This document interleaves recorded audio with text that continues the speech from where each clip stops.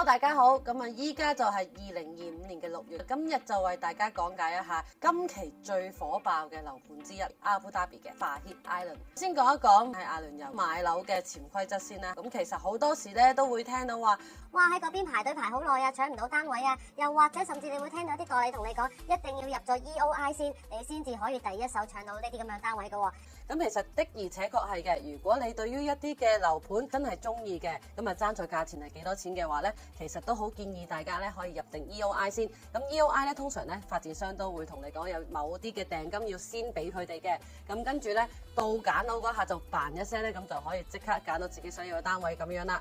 咁好啦，今日就講下 Farhid Island 咯。咁啊 Farhid Island 咧其實就係阿布達比咧其中一個將會發展嘅小島啦，咁我可能之前都聽過，我哋講過 Yas Island， 亦都有聽過 Saadiyat Island。咁而呢個 Farhid Island 咧就咁啱喺呢兩個島嘅中間，就會比較靠近個 Yas Island 嘅。大家都聽過最近最火辣嘅消息就係話第7個迪士尼樂園咧，依家就會喺阿布達比嘅 Yas Island 度起啦。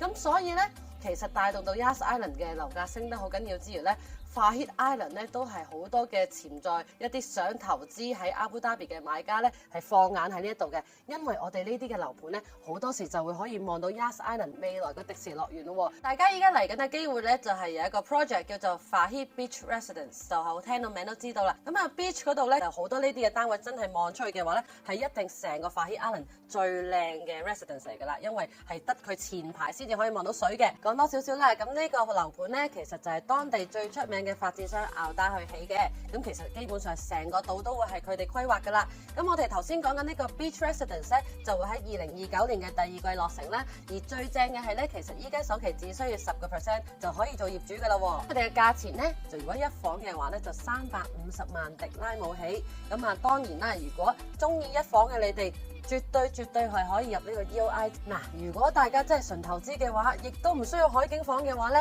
呢一個 project 咧都係喺 Farhid Island， 就係喺頭先我哋嘅 Beach Residence 嘅後面一個大 project 叫 Beach House 咯。咁 Beach House 有咩咁正咧？就因為佢有 studio， 1房、2房、3房，第一手嘅資料，第一手嘅價格。咁如果你哋有興趣嘅話咧，不妨記住揾翻我哋 Swan Ice 天爵國際物業去幫你搶單位啦。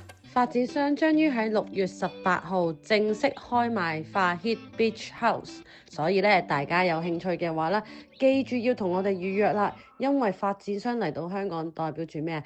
你一定可以搶到單位啊！